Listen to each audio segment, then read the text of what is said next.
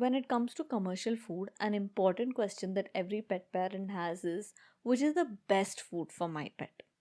With new brands popping up daily and very little regulation in the pet food industry, it can honestly be very tough to know what's actually good for your pet. So, today we're going to talk about how you can go about making an informed choice and the right choice for your individual pet.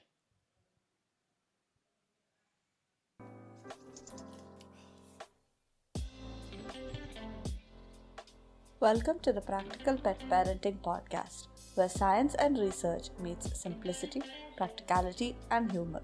Because we all know that pet parenting isn't just one thing.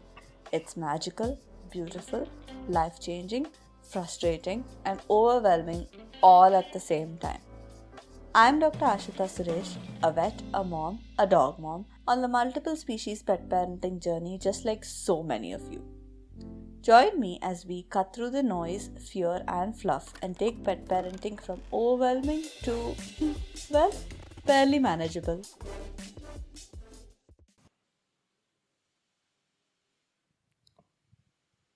So, first of all, some very basic things that you need to check out. Breed and life stage. You need to choose food that is formulated for your pet's size, be it small, medium, or a large breed, and life stage, whether they are a puppy, kitten, adult, or senior.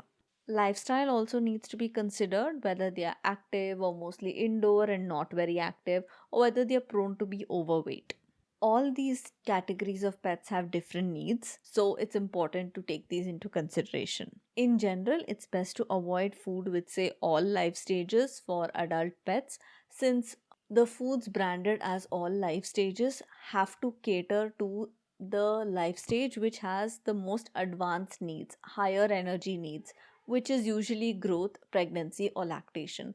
And this high amount of nutrient content might not be suitable for indoor adult pets who are not very active and may lead them to be overweight. Another important point is sustainability. You need to pick a food which you can afford and which you will be able to give them in the long term. The best food for your pet is always the one that they will eat and the one that you can consistently provide. Lastly, any allergies or intolerances. If you know whether your pet has a particular allergy, then you need to check the ingredients list for that ingredient. Now, speaking about the ingredients list, let's decode it. When it comes to this, there are a few points that you need to keep in mind. First off, is that grains are not the enemy and they are not fillers. Grains provide fiber and essential amino acids. They are readily available and keep your food costs affordable. If your pet isn't allergic to grains outright, grains are completely fine to be in your pet's food. Second is that byproducts are not bad. By definition, byproducts are just organ meats that humans will not eat but pets will thrive on. They do not, I repeat, they do not include things like feathers, hooves, or anything that does not have nutritional value. Third is to watch out for ingredient splitting. So, ingredient splitting is a marketing thing that a lot of brands do. They break down an ingredient into smaller parts to make the amount of the ingredient look smaller. Ingredients on a pet food are listed by weight. So, splitting it down makes it weigh less, which means it can come down in the ingredient list.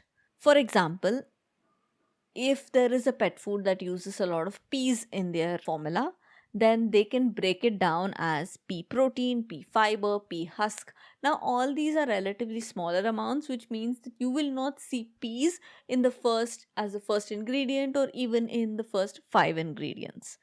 Next off is the salt rule. So there are a lot of brands that market based on certain superfood ingredients, whether it is turmeric, blueberries, whatever it is. Like I said, ingredients on a pet food are listed by weight, and salt generally makes up less than 1% of the food.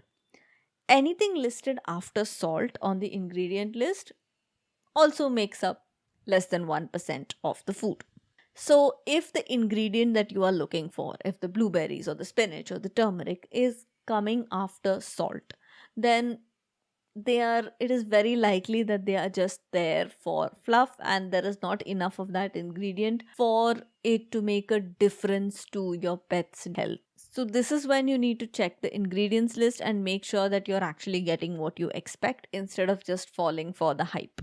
Lastly, another personal pet peeve of mine is when brands list just a few of the ingredients and do not provide a complete measure of any added vitamins, minerals, etc.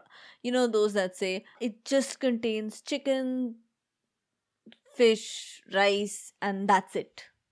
Yeah, a kibble needs more than just meat and grains, and if they're not telling you what else they're adding in terms of any additive vitamins or minerals or preservatives, then that doesn't sit well by me. After these things, other factors to consider would be availability. Always choose a brand that is easy to find either locally or online so that you don't have stocking issues. Pet preference. This is no small thing for picky eaters. Ultimately, even the best food in the world is gonna be useless if your pet is not gonna eat it. So, always try to accommodate this. And kibble size, especially in small breeds, smaller sized kibbles is easier for some breeds to eat and they prefer that also. So, in summary, pick food that is suited to your pet's size, age, and activity level. Stick to your budget. Again, best food is the one your pet will eat and what is being provided long term. Check for allergies and make sure that you avoid those ingredients they're allergic to. Focus on the nutrients and not just the ingredients. Grains and byproducts are not bad. You may not be getting the amount of turmeric or blueberries that you are expecting. Be careful of marketing tricks like ingredient splitting, and of course, make sure whatever food you pick is always easily available. Hopefully, this made kibble shopping a tad bit easier. And if you want to have this list on hand, check out the blog at practicalpetparenting.com for the written version of the list. Thank you so much for listening to the Practical Pet Parenting podcast. If you found this helpful, don't forget to follow, rate, or review. Whatever your podcasting app allows you to do it. You can also find me on Instagram at Indian Pet Vet and read more at practicalpetparenting.com. Much love to you and your pets, and see you next week.